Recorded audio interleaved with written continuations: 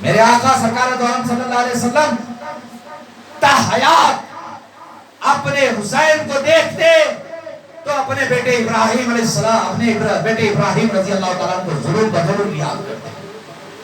عزیزان محترم، یہ مقام و مرتبہ ہے حضرت امام حسین علیہ السلام کا، یہاں تک کہ عزیزان محترم وہ وقت آیا کہ میرے آقا سرکار دو عالم صلی اللہ علیہ وسلم اس دنیا سے پردہ فرما گیا۔ خلفائے راشدین ایک کے بعد دیگر آتے گئے، پردہ فرماتے چلے گئے۔ مولا مشکل کشا بھی پردہ کر گئے، حسن مجتبیٰ بھی جو ہے پردہ فرما گئے، حضرت امیر معاویہ بھی پردہ فرما گئے۔ اب باری آئی اس بدبخت کی جس کو یزید ملعون کہا گیا۔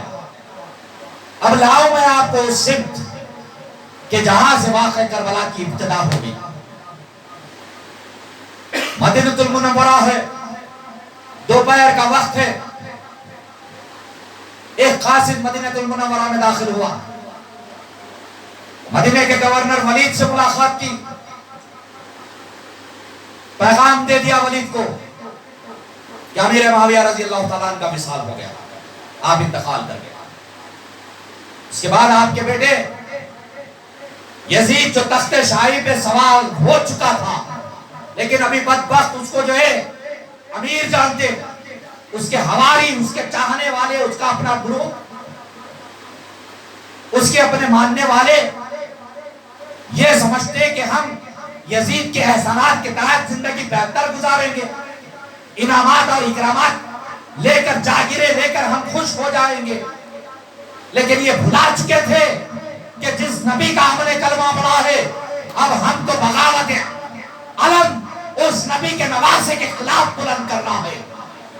جس نبی کے نواسے کے خلاف ہم کو ٹھہرنا ہے، وہی تو ہم کو میدان حشر میں شفاعت کا پروانہ دے گا۔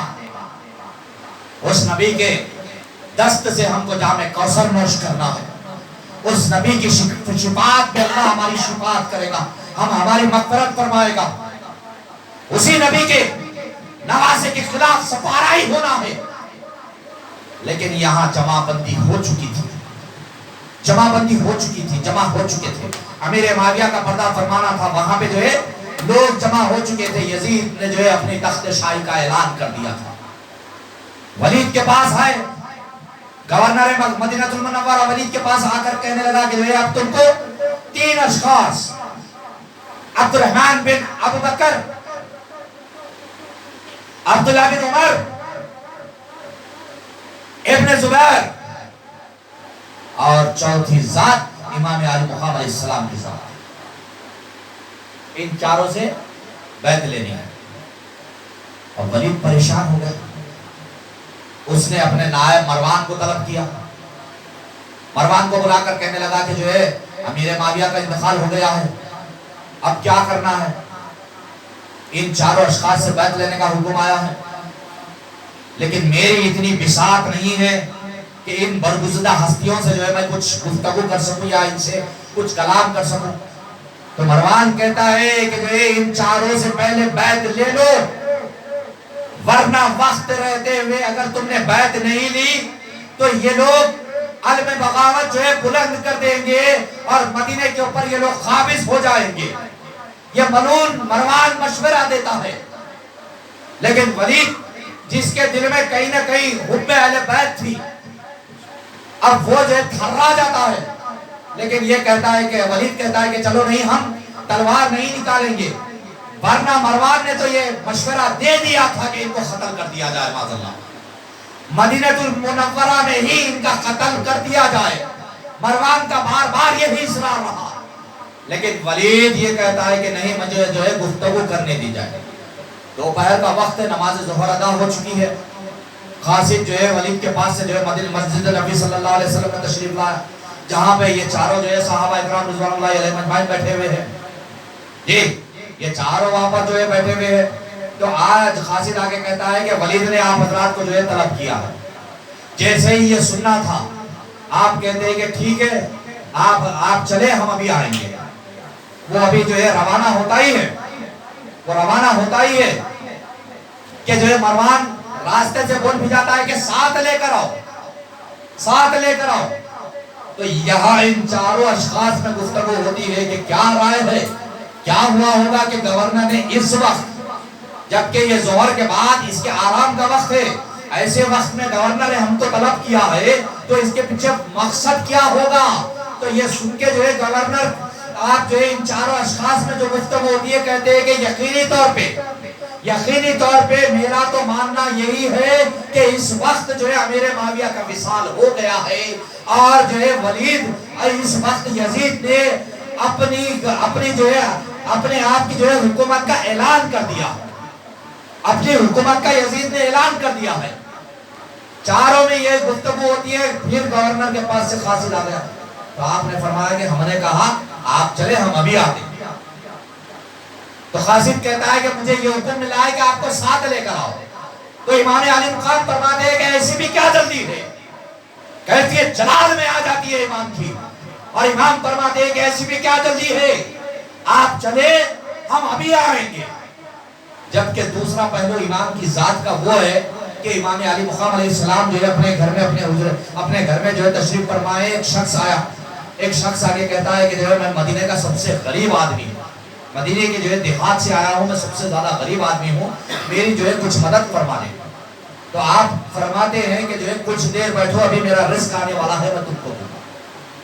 امام علی مقام علیہ السلام اس شخص کو بٹھاتے ہیں، اور 5,000 دینار کی جو ہے بھری ہوئی 5 تھیلیاں جو ہے امام علی مقام کے پاس پہنچتی ہیں۔ جب کھول کر دیکھا تو ایک تھیلی کے اندر 1,000 دینار تھے۔ تو امام علی مقام فرماتے ہیں کہ بھائی مجھے معاف کرنا، اگر مجھے اس بات کا علم ہوتا کہ اس میں صرف 5-6 ہزار ہوں گے تو میں آپ کو اتنی دیر نہ بٹھاتا۔ یہ ایک پہلو آپ کی زندگی کا عاجزی اور انکساری ایسی تھی۔ دوسرا پہلو وہ تھا کہ اگر کوئی چیز حق کے خلاف دیکھتے تو جلال کی کیفیت یہ ہو جاتی کہ کوئی جلال حسینی کے سامنے نہ ٹھہر پاتا۔ آپ نے فوری فرمایا کہ جو ہے آپ کچھ دیر رک جائے، ہم ابھی آتے ہیں۔ وہ گورنر کا قاصد جو ہے گھبرا گیا اور فوری واپس ہونے لگا۔ تو آپ امام علی مقام علیہ السلام نے فرمایا کہ میں ابھی اپنے گھر جاتا ہوں، اپنے کچھ خانوات کو ساتھ لیتا ہوں، اس کے بعد جو ہے میں یہ فیصلہ کروں گا کہ جو ہے بات کیا ہوئی ہے، اس کا کیا جواب دینا ہے، جب دیکھا جائے گا۔ اب اپنے خاندان کے کچھ نوجوانوں کو جو ہے امام علی مقام علیہ السلام نے جو ہے جمع فرما کر کہا کہ جو ہے مجھے اس بات کا خدشہ ہے کہ جو ہے کہیں مجھے بیعت کے لیے گرفتار نہ کیا جائے، مجھے بیعت کے لیے زور زبردستی نہ کی جائے، اور مجھے اس بات کا بخوبی اندازہ ہو چکا ہے کہ امیر معاویہ جو ہے انتقال کر چکے ہیں، اور آپ کے بیٹے یزید سے بیعت کی اس وقت بات کے لیے جو ہے اس دوپہر کے وقت مجھے جو ہے گورنر بلا رہا ہے۔ میں جاؤں گا تو صحیح، لیکن کچھ نوجوان میرے ساتھ چلے اور جو ہے تمام کے تمام جو ہے دروازے کے باہر ٹھہر جائیں۔ اگر اثناء گفتگو اگر میری زبان اگر کچھ اونچی ہو جائے، اگر میری آواز کچھ اونچی ہو جائے تو تم لوگ باہر مت انتظار کرنا، فوری کا فوری اندر تشریف لے آنا۔ یہ گفتگو ہو گئی، آپ نے جو ہے اپنے ساتھ جو ہے لوگوں کو کہا، اور لوگوں کو کہہ کر جو ہے آپ فوری جو ہے اپنے ساتھ اپنے خاندان کے لوگوں کو لے کر مدینہ المنورہ کے گورنر کے پاس پہنچ گئے۔ اندر جو ہے آپ نے دستک دی اور حجرے میں جو ہے داخل ہو گئے، کمرے کے اندر جو ہے بیٹھ گئے، گفتگو ہونے لگی۔ تو باادب جو ہے ولید کہتا ہے کہ جو ہے آپ کی بارگاہ میں پہلے میرا سلام عرض ہے۔ اس کے بعد کہا کہ نواز رسول اطلاع اس بات کی دینی ہے، بڑے ہی ادب و احترام کے ساتھ، کہ اطلاع اس بات کی دینی ہے کہ جو ہے امیر المومنین امیر معاویہ رضی اللہ تعالیٰ کا جو ہے وصال ہو گیا، وصال ہو چکا ہے۔ عزیزان محترم، اس کے بعد چاہتے ہی ہے کہ جو ہے یزید کی بیعت کر لی جائے، تو سرکار امام علی مقام علیہ السلام بڑی دور اندیشی کا مظاہرہ کرتے ہوئے آپ نے فرمایا کہ جو ہے مجھ جیسا شخص اگر بند حجرے میں اگر بیعت کر لے تو یہ مناسب بات نہیں ہے۔ ہم کیا کریں گے کہ کل مسجد نبی صلی اللہ علیہ وسلم کے پاس جمع ہوں گے، وہاں لوگوں کے درمیان میں جو ہے ہم انشاءاللہ بیعت کریں گے یا نہیں کریں گے، اس بات کا فیصلہ کریں گے، اس بات کا فیصلہ کریں گے۔ ولید فوری اس بات کو جو ہے تسلیم کر لیا، روانہ ہو گیا۔ جیسے ہی ولید نے اجازت دے دی آپ جو وہاں سے روانہ ہوتے ہی مروان اندر جو کمرے میں بیٹھا تھا دل ملاتا ہوا باہر نکل کر آ گیا. کہا کہ کہنے لگا کہ ہائے کمبخت تو نے یہ کیا کر دیا اس وقت. اگر اب یہ تیرے چوہے چنگر سے جب باہر نکل گئے تو یقین جان یہ پھر تیرے ہاتھ میں آنے والے نہیں ہے. نہ تو ان سے بیعت ہی لے سکے گا, نہ تو انہیں قتل ہی کر سکے گا.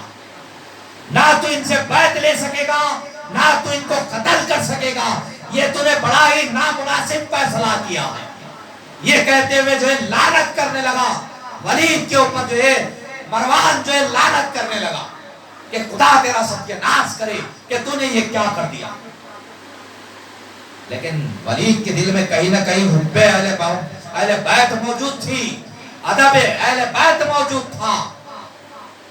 لیکن ولید چاہتا بھی یہ تھا کہ اس کی خود کی گورنری بھی بچ جائے, کیونکہ ولید کو بھی جو ہے کچھ مال کی, کچھ جاہ کا, کچھ منصب کی جو ہے چاہت برابر تھی. ولید کی یہ خواہش تھی کہ جو ہے اس کا بھی جاہ اور اس کا بھی منصب بچ جائے. لیکن دوسری صرف امام علی مقام کے سامنے آگے ٹھہرنے کی جرات بھی نہیں تھی. نہ جو ہے اس کے دل میں یہ خیال تھا کہ امام علی مقام علیہ السلام کے سامنے ٹھہروں, یا جو ہے کچھ آپ امام علیہ السلام کے سلام سے جو ہے کچھ گفتگو کروں, یا جو ہے آپ کے اوپر کسی قسم کا کوئی جبر کروں.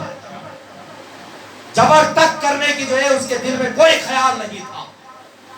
عزیزان ملت, یہاں تک کہ عالم یہ ہوا کہ وہاں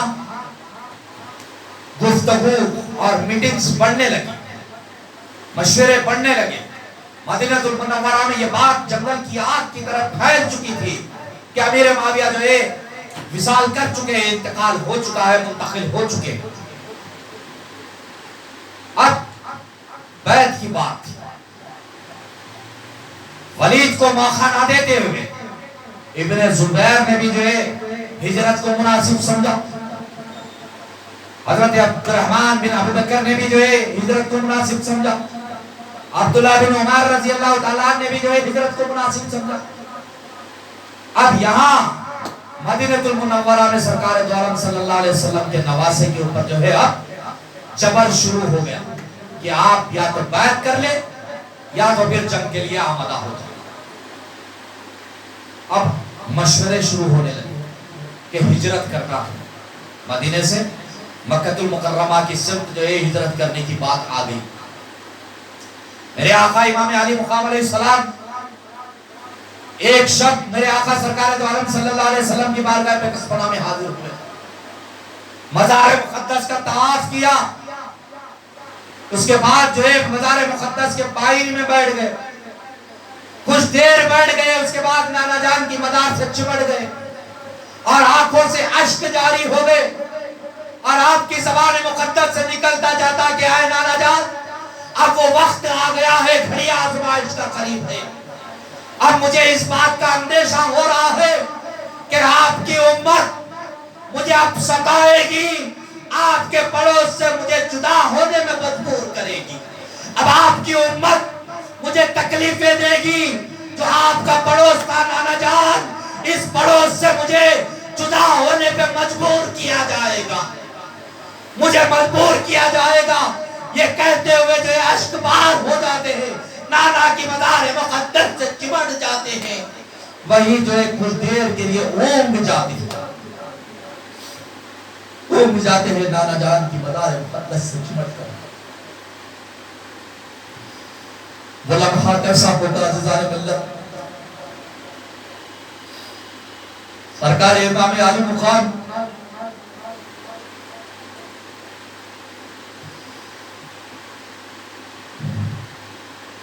جو بچپن سے نانا کے گود میں کھیلا کرتے تھے, جو پیدا ہوئے تو نانا جان کی گود میں آئے تھے, اس منظر کو یاد کرو جس وقت ننھے نواسے دنیا میں آئے تو سفید ململ کے کپڑے میں لپٹ کر نانا کو دیا گیا تھا. اب اسی نانا سے, اسی نانا کے پڑوس سے جدا ہونے کا وقت آ رہا ہے. ظالموں نے ظلم کے انتہا کر دی, نواسے رسول کی آنکھوں سے آنسو جاری ہو گئے. وہ آنکھوں سے نکلنے والا آنسو نہیں تھا بلکہ ایک ایک قطرہ خون کا تھا جو امام علی مقام کی آنسو سے نکل رہا تھا. سوچو وہ تڑپ کیسی تھی ہوگی. زنان محترم تڑپ حسین کو یاد کرو. اپنے ضمیروں کو جھنجھوڑ کر دیکھو کہ ہمارا کوئی اگر ہم سے جدا جب ہو جاتا ہے تو اس تکلیف کو ہم برداشت نہیں کر پاتے. جو نانا کے گود میں پل کر اپنے شباب کے وقتوں کو نانا کے سامنے گزار کر نانا کے بدن سے چمٹ کر رہنے والی ذات، اس ذات کو جو اب نانا کے پڑوس سے جدا ہونے کا وقت آ رہا ہے.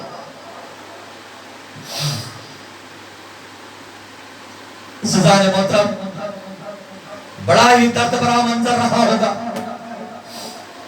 بڑی تکلیف بھرا منظر رہا ہوگا. ادھر صرف نانا سے جدا نہیں ہونا ہے بلکہ جنت البقیع میں آرام فرما اما جان خاتون جنت سے بھی جدا ہونا ہے. اما جان کی بارگاہ میں بھی یہ لخت جگر حاضر ہوتے ہیں. اما جان کی بارگاہ میں بھی عرض گزار ہوتے ہیں کہ اما جان اب وہ وقت قریب ہے کہ مجھے مدینے سے ہجرت کرنی ہے، مجھے مدینے سے ہجرت کرنی ہے. یاد رکھو عزیزان ملت اسلامیہ، ایک ایک لمحہ، ایک ایک لمحے کو محسوس کرو. تڑپ حسین کو یاد کرو، تڑپ حسین کو یاد کرو. جو تڑپ تھی حسین علیہ السلام کی اس کو یاد کرو. آخری جملہ یہاں سے وہاں تک کے لیے،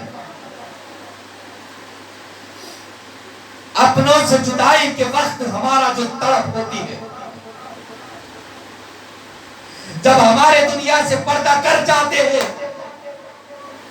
تو کوئی لمحہ ہم ان کو بھول نہیں پاتے.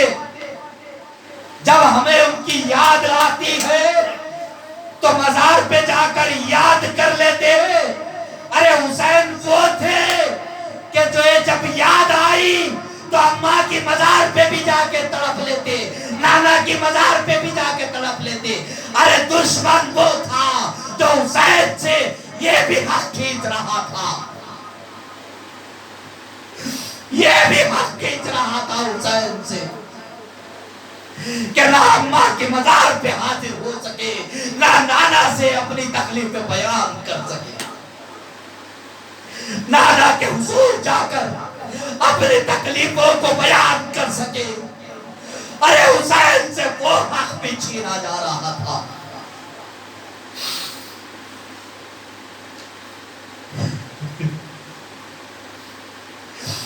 امام علی مقام، میرے ماں باپ آپ پہ قربان، میری اولاد آپ پہ قربان، میری اہلیہ کی زندگی آپ پہ قربان. لبیک یا حسین، لبیک یا حسین، لبیک یا حسین. وما علينا الا البلاغ واخر دعواهم الحمد لله رب العالمين.